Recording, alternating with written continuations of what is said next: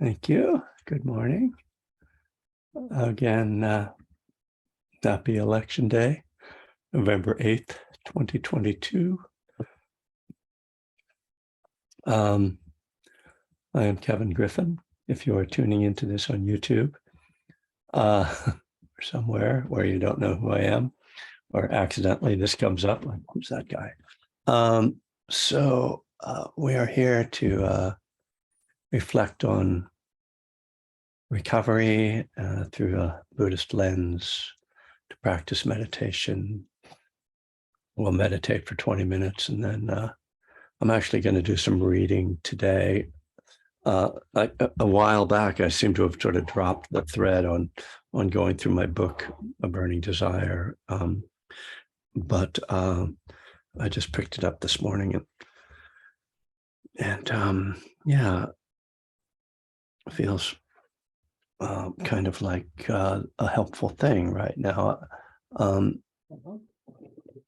You know, I kind of usually just sort of teach out of my daily experience and my own sort of reflections of Dharma and recovery. And I've certainly been doing that, but nothing I've been reflecting on the last couple of days has felt like a teachable thing. It's more like, working with my own stuff. In any case, I actually found that this book, so it's called A Burning Desire, Dharma, God, and the Path of Recovery. It was my second book, and it was written kind of in response to the number of people who kept asking me for more of my take on how to work with the idea of God or higher power in the 12 steps. And it actually seems to have gone out of print. It's available as an ebook, but I was just trying to purchase some copies and they don't seem to be available, which actually could be good news because I'm going to try to get the rights back. And then I will change the name because I never liked the name and put it out on Amazon. So hopefully if that happens, I'll let you know. I do think I think it's worth reading. Not to, whatever, like, why would I think my books weren't worth reading? Well, I'm a self-loathing alcoholic. Why would I think my books are worth reading? But no, it's interesting for me to go back and look at it. Reflecting on my thinking of over a decade, really over a dozen years ago. It was published in 2010. So in any case, we'll start with 20 minutes of meditation, and then I'm going to read a little bit from the book and then maybe talk a little bit about it. So settling into a meditation posture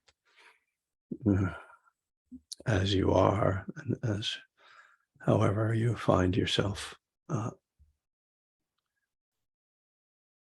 most helpfully situated. What's the way you like to sit or lie down, or whatever posture really supports your awareness, your calming. You can begin by closing your eyes or simply lowering your gaze so that you're taking your attention out of the visual world. And certainly, meditating on Zoom or with YouTube is something where we don't need to be looking at the screen as much as the screens seem to draw our attention.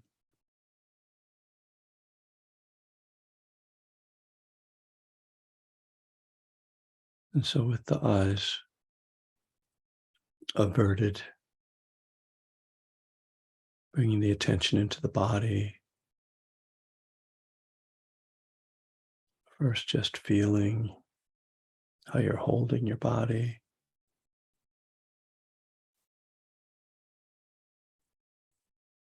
I often find when I first close my eyes that I need to make some adjustments of my body because I wasn't as aware of it until I closed my eyes.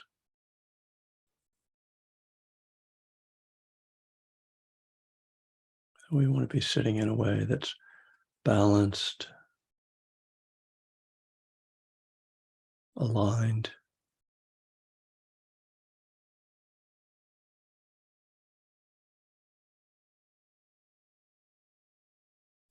And if you're lying down, just in a way that you can remain still be comfortable. Stillness in whatever postures, very supportive of cultivating mindfulness and concentration.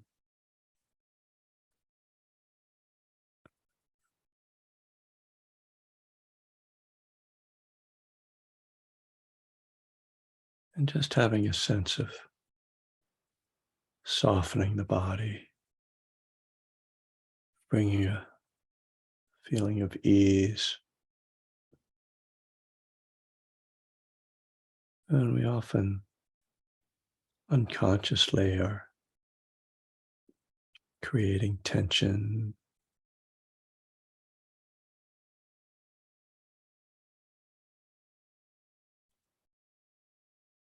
So there's this physical tension that's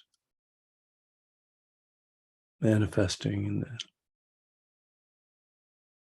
the jaw and the shoulders and the belly, wherever it might be. We want to see if we can soften and release those areas.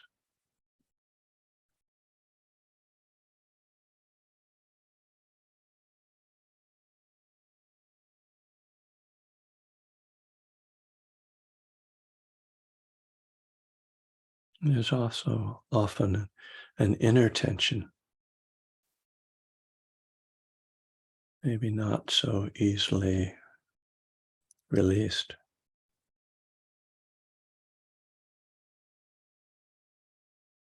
Kind of sometimes a low level of background anxiety,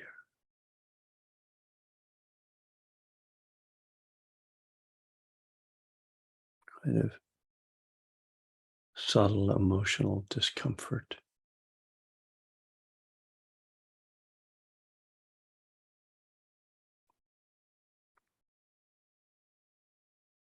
And here we bring mindfulness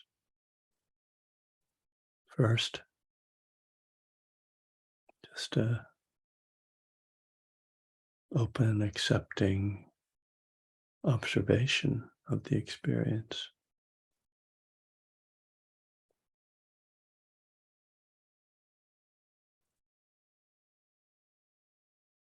And we bring this as well to the physical. And so in both realms, the inner and outer, the physical and the internal, maybe emotional, we want to have an attitude of kindness, compassion toward ourselves. We are meeting the challenge of being a human being in a body, a human being with a mind, a human being with a felt experience of life.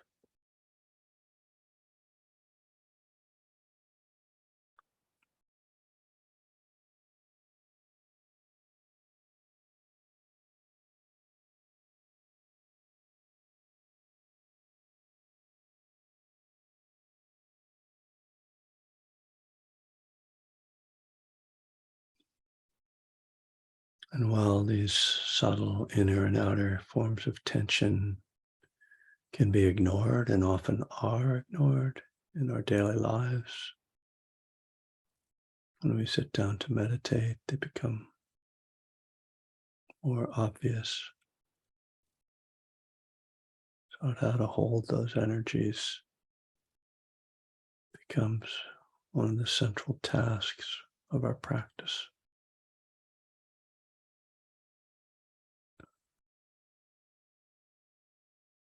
The first tool we use is the breath. Breathing into the body, breathing into the felt experience.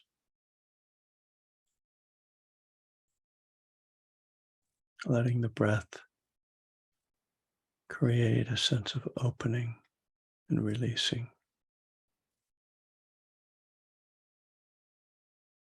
The in-breath opens and the out-breath releases. That's one way of characterizing the process.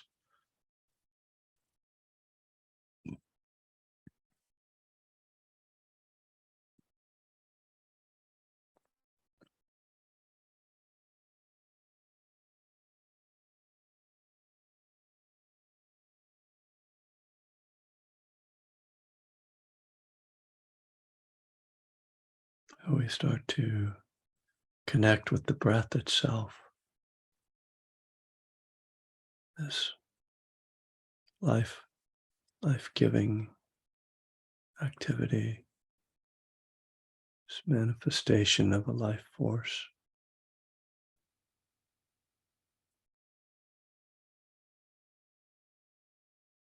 In yoga, called prana, this energy.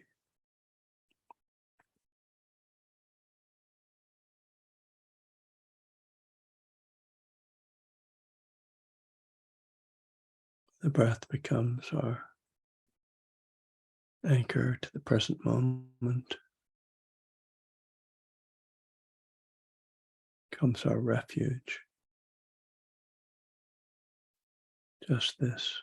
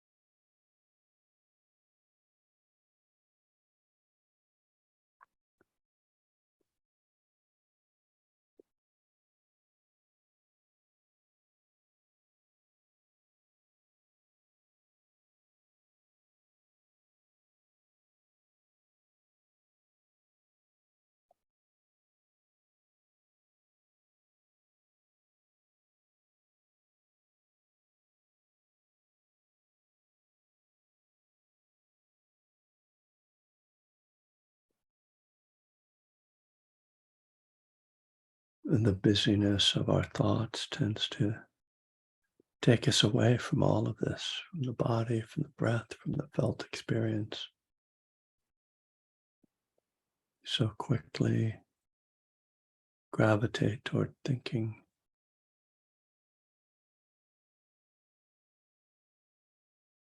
So we patiently bring the attention back over and over.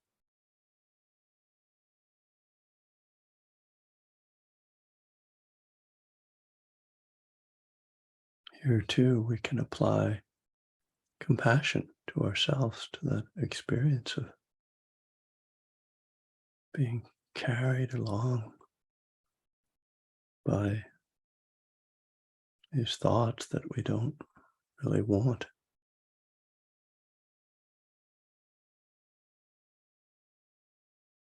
Thoughts that we are powerless over their arising.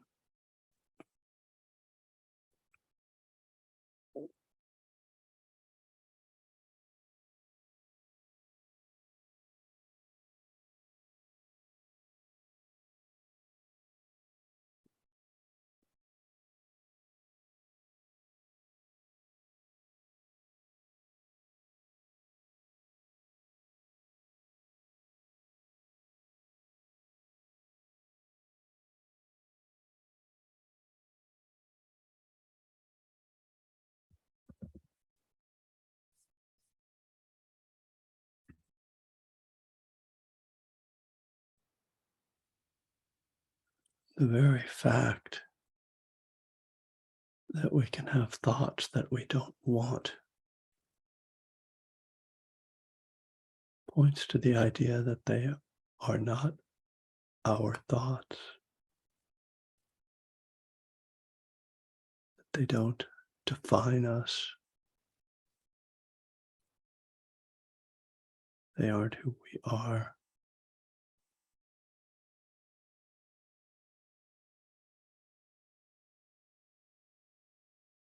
They don't belong to anyone or to anything. They are just manifestations of this being, this mind and body, the conditioning within us.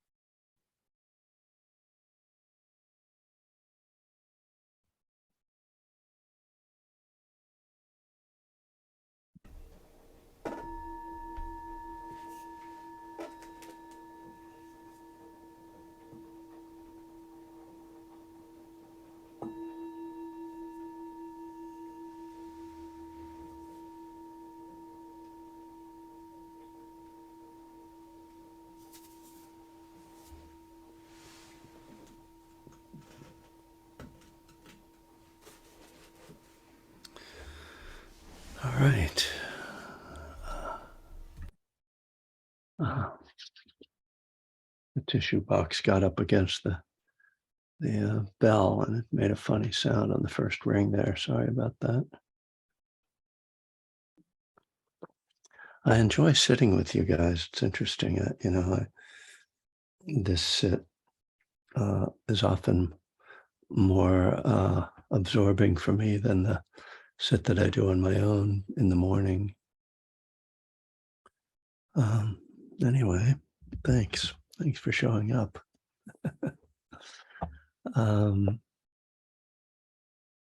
Yeah, so I was talking about A Burning Desire book, and we were using this for a while. I could say I was using it, I guess, for a while. Kind of got off it, and just to kind of go back on the kind of way this book is put together, and I'm sure some of you are writers and have kind of taken on projects, maybe not like this in the strict sense of the topic, but the idea of kind of, it's like creating asking a question and then trying to make sense of the answers that come up to that question. So the simple question that informs this book is, how can Buddhism in general, the Dharma in particular, stand in for God or higher power in the 12 steps? And it's certainly something that I addressed in One Breath at a Time, but not to this extent. And as I was writing this book, one of the things that, again, I'm sure some of you had this experience where you start on a project and you think you're doing one thing, and then at a certain point you realize it's coming out as something different somewhat. That as I was writing this, what I realized was really informing the question I was constantly trying to answer is, how do we turn our will and our lives over to this higher power? So it was really about the third step more than, as my sort of initial argument is like, there's 6 steps that mention God or higher power. And so I'm going to somehow like figure out how the Dharma fits into all of those. And I do that. I mean, that's what the second part of the book is about. It's going through steps 2, 3, 5, 6, 7, and 11.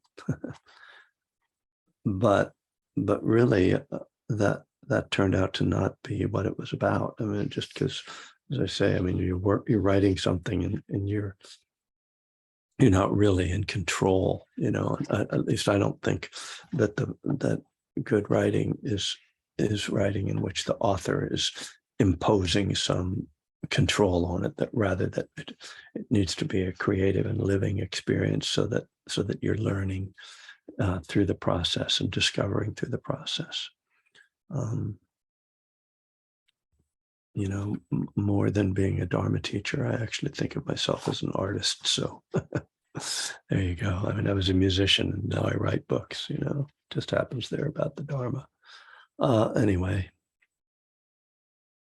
that's my opinion. So the place, I actually want to go through there's 2 more parts of the book that I'm going to go through, and I'll go through one of them today and then the other one next week. This Friday will be the Spirit Rock class so it won't be on this Zoom account. You have to go to the Spirit Rock website, which I have a link on my Zoom page on my website to that. And I'm not going to teach this week. Walt Opie is going to sit in for me while I'm on the road, and which I think will be really should be fun, because Walt just finished a 6-week retreat So he should be pretty loaded full of Dharma. And it should be pretty powerful hanging out with him. So I hope you'll check that out. Okay, so I'm going to the section or the chapter of A Burning Desire called The Higher Power of Presence. And this was very much one of the things that I had not planned on writing about, but sort of just came up in the process. And what I do in each of these chapters is that I have a little heading, which gives the sort of definition of this particular higher power. And then each section then ends with a prayer to that higher power, which was just sort of playing with the idea. If it's a higher power, I guess I can pray to it. So the higher power of presence. Higher power of presence is the power to be. Puts us in touch with the oneness that is our true nature. Experiencing the power of presence gives us deep insight, faith, and equanimity. I guess I won't stop too often, I hope, but just to say that today I probably would not say with the oneness that is our true nature. I try to avoid the categorical definitions like true nature these days, but it sounds nice. Okay. The higher power of presence is in some ways the simplest and most essential aspect of God. It requires no understanding or extrapolation. While the Buddhist teachings can seem dense and intellectual, presence just is. On one retreat, I was struggling to connect what the teachers had said with what I was experiencing. My meditation, instead of becoming more peaceful, was becoming more agitated.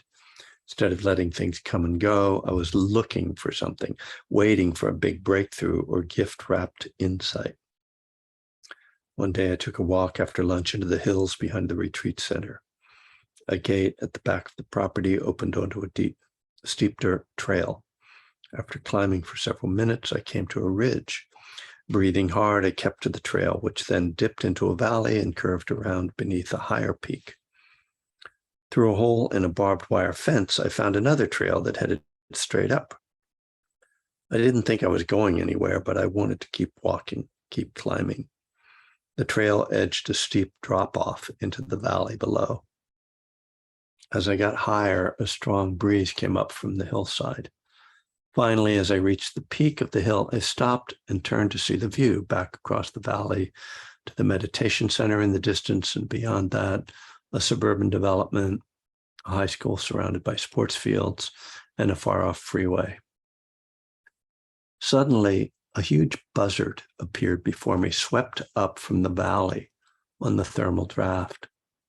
As I stood on this precipice, the bird was just a few feet away, dangling over the valley floor hundreds of feet below. I was actually looking down on it, a unique perspective that broke through my normal perception. Everything else I'd been looking at was common for me, so I was able to more or less ignore it. But seeing the huge wingspan of a buzzard on a thermal from above shocked me out of my blasé attitude into an intense feeling of nowness. Nothing to figure out, nothing to understand, no insight or big breakthrough, just this, just now. I sat down on the cliff with a great relief. Maybe I would never be enlightened. Maybe I'd never be as wise as my teachers. Maybe I'd never understand it all. But what did I really need to know besides this? No one could take this away, and no one could give it to me. I didn't know if this had anything to do with Buddhism, but I knew that it had everything to do with life. The idea of being present has little appeal for an addict or alcoholic. We drink to get out of our heads on psychedelics. To get out of our heads. On psychedelics, we take a trip. On pot, we get spaced out. Anywhere but here. The pain or the craving we feel must be avoided at all costs. But of course, life only happens here and now. So when we run away from the present, we run away from life. Further, it turns out that fully engaging the present is the gateway to real joy and freedom. The higher power of presence is associated with the mystical experience. Some people touch this power spontaneously, while most of us engage it only through spiritual practices.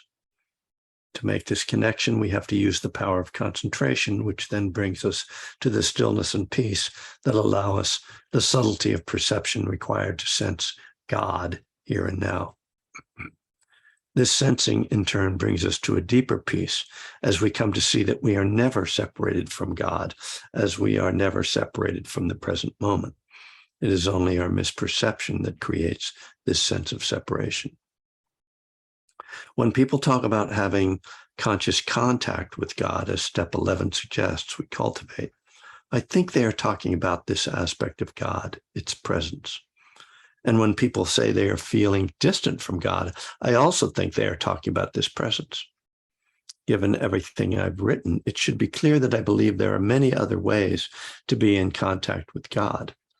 In fact, I think that the idea of God as presence is overemphasized, often leaving people with a feeling of lack or failure, even when they may be quite in harmony with other aspects of God. So you'd have to either read the rest of the book, or I'd have to explain, that I'm talking about different aspects of higher power, which meaning different aspects of the Dharma that are sort of, less mystical, let's say. It helps to think of God as having two aspects, doing and being. The doing God is the law of karma, the truth of impermanence, the power of right action, and all the other ways that God functions in the world. The God of doing guides our behavior and helps us to understand the difficulties and challenges of life. The God of being is the God that we know. This is the God of conscious contact. The God of being gives us the ineffable scent of the absolute. This God inspires the spiritual journey and shows us the ultimate futility of trying to find satisfaction in the realm of samsara. The God of being allows us to touch our deepest nature and to sense the vastness and mystery of mind and spirit. All right, a little bit more. The challenge of finding this God is the task of not doing. Our lives are so oriented towards action and distraction that it's difficult to even begin to approach stillness and being. We go to work where we are bombarded by calls and emails and tasks. If things slow down for a moment, we go online and read the news or play a game. After work, we get in the car, turn on the radio, and perhaps make a phone call during our commute. We get home, turn on the TV or radio, start chatting with our family or roommates. Anytime there's a lapse or interaction or entertainment, we fill it with thoughts. We're so used to having some kind of stimulus that when we do stop doing, we're flooded with anxiety or sadness. The idea of sitting down to meditate can be intimidating. For an addict or alcoholic, this whole process is aggravated. We feel the need not only to control our outer environment, but to control our inner life as well with drugs or alcohol. The idea of just being with ourselves as we are is incomprehensible. Our inner life is a tangle of self-hatred, craving, fear, resentment, and confusion. The only way to deal with this mess is to get loaded. Some recovering people don't even try to practice meditation, step 11, until they've been sober a while. And unfortunately, it seems that many people never try it at all. I've found, though, that even people freshly in recovery can benefit from meditation. I don't know how far I want to go with this.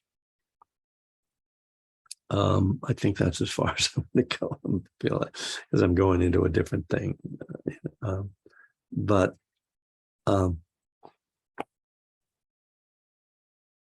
Just trying to hear. I think it's raining. It was just drizzling before. So just to kind of go back to this,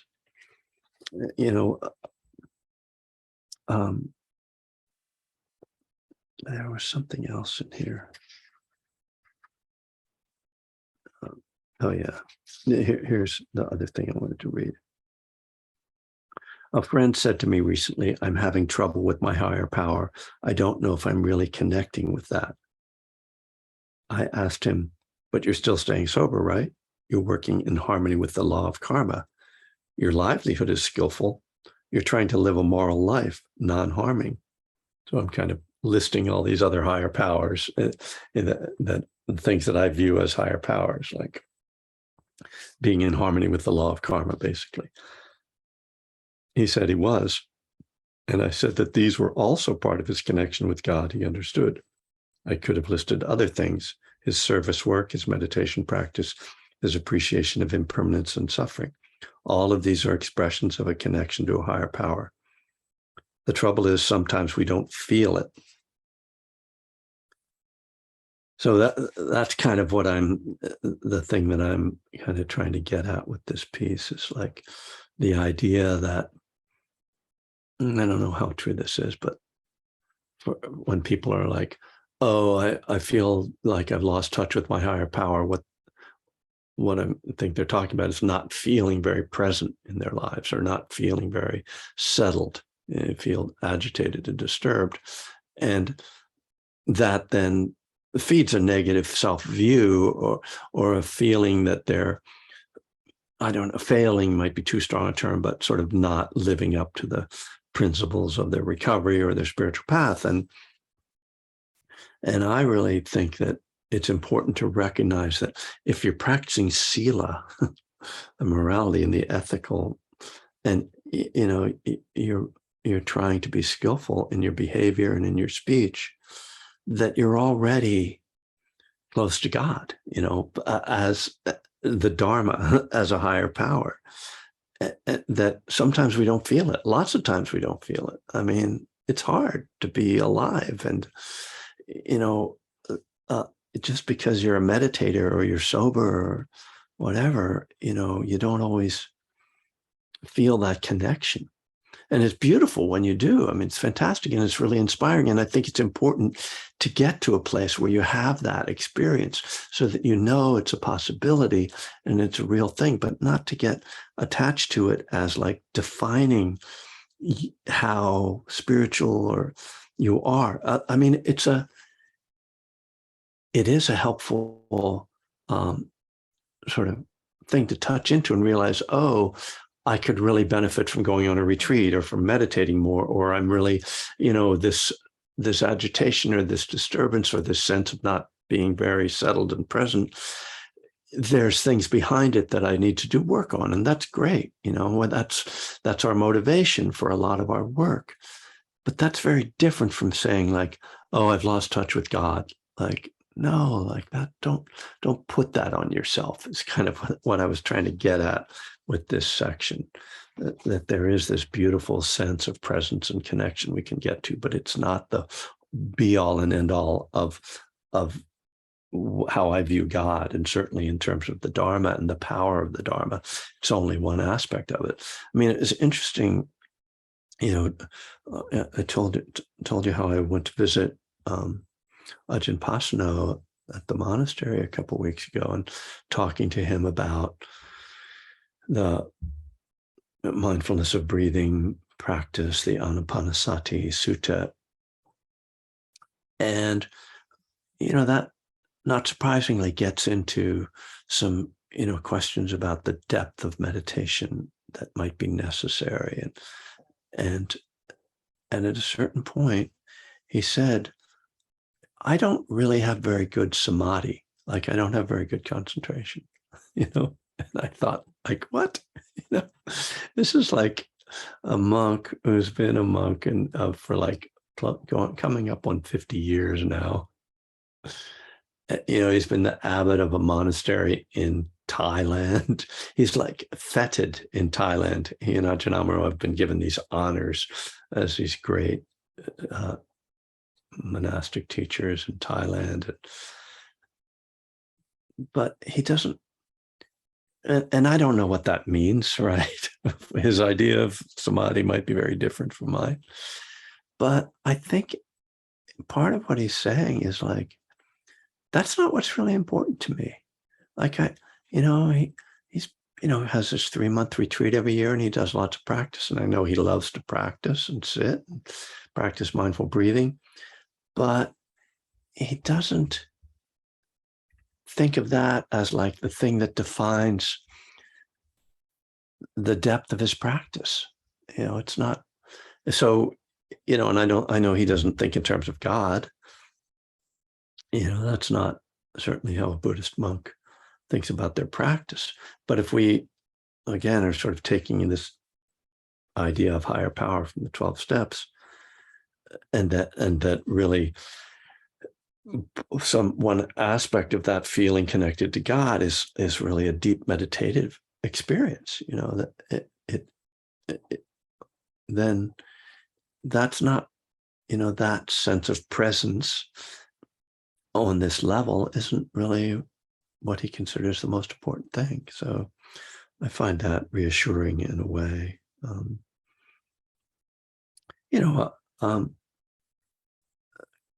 Being on that level of calm and peace and presence is really precious. And I know many, if not most of you, have had those experiences, and many of you have been on retreats, and how great it is. But it's so important for us to navigate the times when that's not there, and particularly in terms of our self-judgment, because it's easy to be sort of like, oh, well, my practice is really weak right now or something. Like, okay, yeah. So those are my thoughts this morning. And hope that's helpful. And so if anybody wants to share anything or say anything, you are welcome to chime in.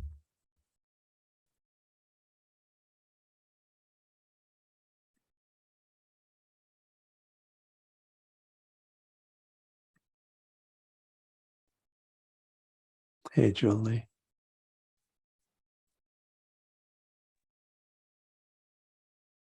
Good morning, Sangha. I just want to say one of the things that I love about your daily reflections book, Kevin, is the way you frame and reframe God as Dharma throughout the book, step by step, of course. And I find it really, really helpful, because I can get stuck, even though I use Goddess, God, all that is sacred. I do get stuck in the 12-step language. And I just really appreciate every day when I read the reader, your balance, your harmony, your reframing to make it relevant, certainly in my life. So that's one of the highlights for me, is that you do that. And then I'm just curious, what would you rename the book, Burning Desire, if you wanted to say? Well, yeah, thanks. Yeah, I mean, first of all, I'll tell you that it took me a long time to come up with any kind of a title. Originally, it was called The Breath Inside the Breath, which is nice, but it doesn't say anything about about what it is. And I had a list of like 20 different titles. And so I actually think that subtitle, Dharma, God, and the Path of Recovery, explains the title, explains the concept of the book better than anything. But it's still, the thing is, titling now is about making it searchable on Amazon. And, my brand and what people find and how they find me is Buddhism and the 12 Steps. So I might call it Dharma, God, and the Path of Recovery, and then just put in Buddhism and the 12 Steps underneath so that it shows up in searches. So it's not about like, oh, I need to find some beautiful title. I want people to find it. it's, I mean, naturally, it has not sold well. It's never sold well, and I think it's, many people have told me, I will say, and I agree, that it's probably my best book in terms of like the writing and the Dharma insights in it. I mean, all my books are great, we know that, but anyway, it's something that I do wish would be out there, because I do think it addresses this idea, in this way that I don't think has been done. And so, yeah, so it's still a question for me. If you come up with the perfect marketing title, let me know. Thanks, Julie. Maybe I should have, a contest.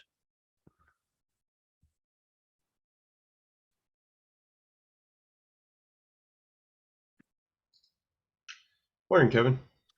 That sounds like Mike. Hi, Mike. Yeah, it's Mike.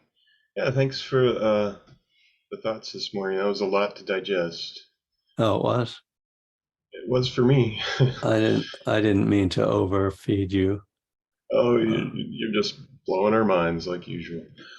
So are you, speaking of retitling the book, are you going to get the comma in there, or is the comma going to stay out? Ajahn Amaro's comma. That's his comma. I remember that, yeah. That's good. Mike is referring to the fact that Ajahn Amaro, who's one of the monks who's supported me, when I told him the title, he said, he saw the title, he was like, did you leave out the comma between Dharma and God? And I was like, no, he was like, oh, okay, well, like he was a little disturbed. He then told me that he didn't remember saying that Buddhism is all about God, as I quote him saying. I was like, oh, thanks a lot, like the kind of one of the key quotes in the book, I heard it though. Anyway, no, not going to put in the comma. Hey, I did have a question Good. outside the comma. Yes.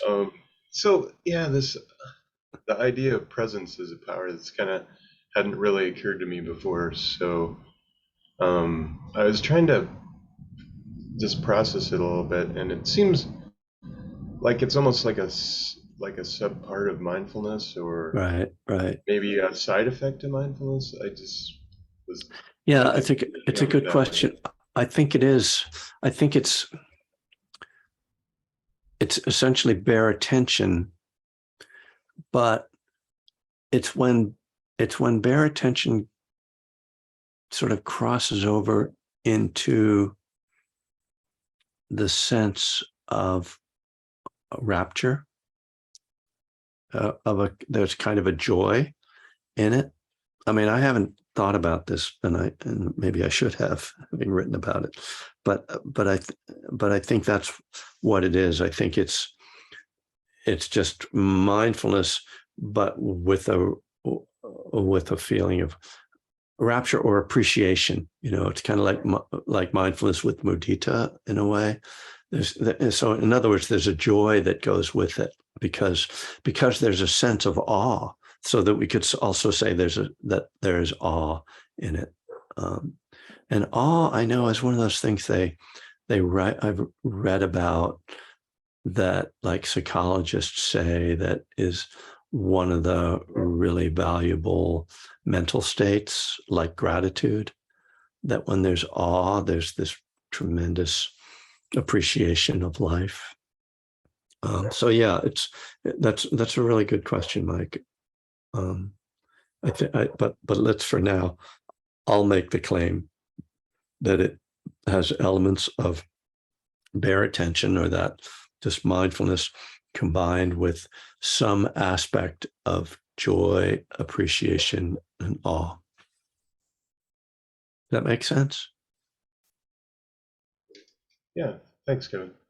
And I think, and so I really appreciate you asking that question, because having that more clarity about it, then I think you guys know what I'm talking about, because we've all had those moments so, not necessarily through meditation,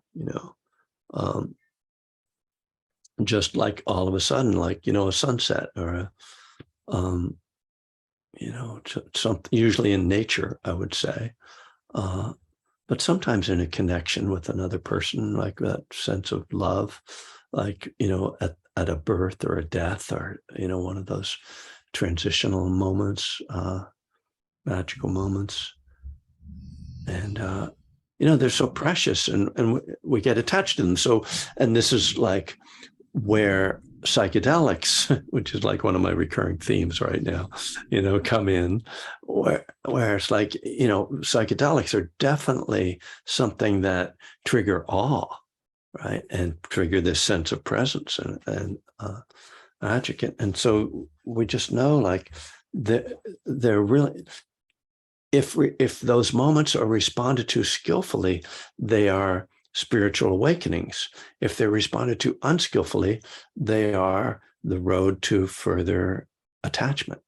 And so it's really important to be able to have those moments of awe and presence and let go, and from, as I say, for many of you having been on silent retreat, and you get to the end of a silent retreat and you're in that space where it's kind of like you're just a walking sense of presence and awe and wonder and joy, and then it fades, and all that can kind of go with that, if we don't understand, oh, this is impermanent, we need to let it go. So John, you've had your hand up for a little while, please. Sure. Thanks, Kevin, for today's session. I'm always enjoying them, so appreciate it. As you were reading, you said, you were talking about on that trail, and you were thinking, and one of the things you said, oh, I'm never going to be enlightened. And I thought, it's kind of a throwaway statement, but then, I've asked this question of other people that have practiced either meditation or Buddhism, is enlightenment real? I'm assuming I'm not enlightened, and so I always ask, are there people that are enlightened? Do we, just your thoughts in general? And clearly, this is maybe a bigger topic than maybe than the minute or two we have left. Yeah, more than maybe, but sure. I'm just sort of interested in your thoughts on it, if it's relevant at all. Of course, it is certainly relevant, and particularly in the next subject in the book is spiritual awakening. So we address it more there. I address it more there. Yeah, I mean, the thing is that the term shows up in so many different places, and in even just within the different Buddhist traditions, it has different meanings. So in the Theravadan Buddhist tradition, which is the one that I, study the most and the most connected to, there's kind of a very specific definitions, and there's 4 stages and certain things happen at each stage. But the key element of it, as far as I understand it, is a moment of encountering the unconditioned, which is what's called nirvana or nibbana. And it's just for a moment that this is supposed to happen, but that moment itself is so revealing of certain truths about reality that it kind of breaks our attachment to certain things and opens up, confirms our absolute understanding of certain other things. And they're not, what those things are not particularly radical or, surprising. It confirms that self is a creation. It confirms that the path, the Buddhist path, is the way to end our clinging and our suffering. So it confirms that this path actually works. I mean, those are the kind of the first stage. Those are kind of the critical things. There's a third element, which is the seeing through the what's called the sort of conventions of, but rules and conventions. Anyway, there's a couple things that I have. My sense of these things is like,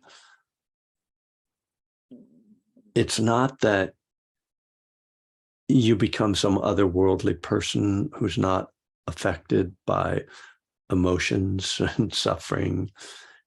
It's just that you see it all differently. You understand it differently. So that means you do experience it differently, but it doesn't mean that you don't experience pain or suffering or, any of the difficulties of life. So now, supposedly, if you progress through the fourth stage, and when you say, are there people enlightened? I certainly believe that there are people who have experienced this first stage, which is called stream entry. The fourth stage, I think, is pretty rare, because it suggests like this sort of ending of craving altogether. And people think that people like Ajahn Chah had gotten there, but there's no way of knowing, because first of all, in the monastic tradition, you get kicked out if you make any claim of spiritual, attainment. You can't even talk about it. You're not allowed to talk about it. And so it's always about people like assuming like, oh, that person seems enlightened, and I will say that a lot of people have gotten into a lot of trouble when they believe that about other people.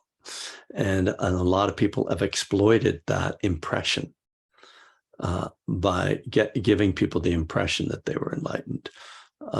And so there's all that. Ultimately,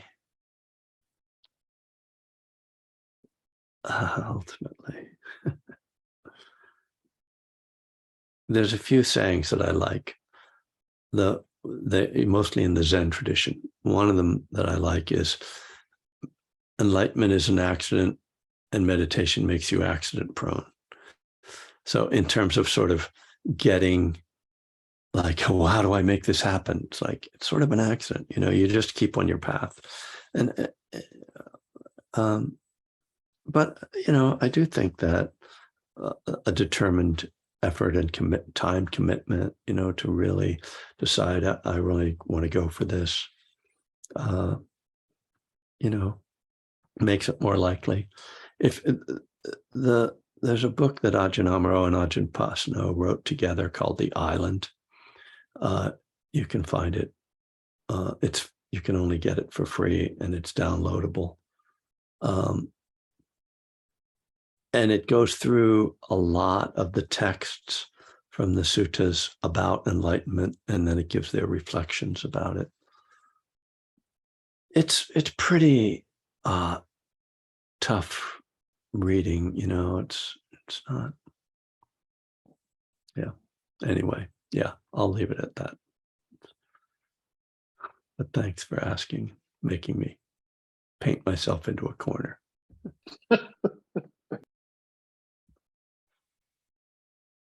Not too bad. So if nobody else is going to ask a question, I'm going to let you guys go.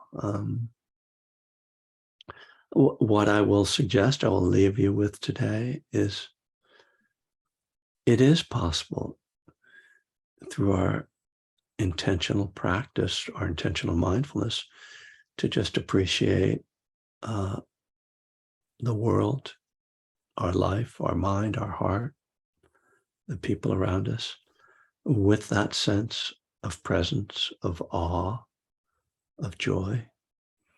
So I think it's incumbent upon each of us to make a little effort each day to bring that about. I think sometimes our meditation becomes too much about like working to let go of our thoughts and all that, and forgetting to just like oh yeah, just this. And so whether it's in your meditation or in your daily life, I encourage you to, look for and connect with those moments of presence and awe. So I'll leave you with that for today.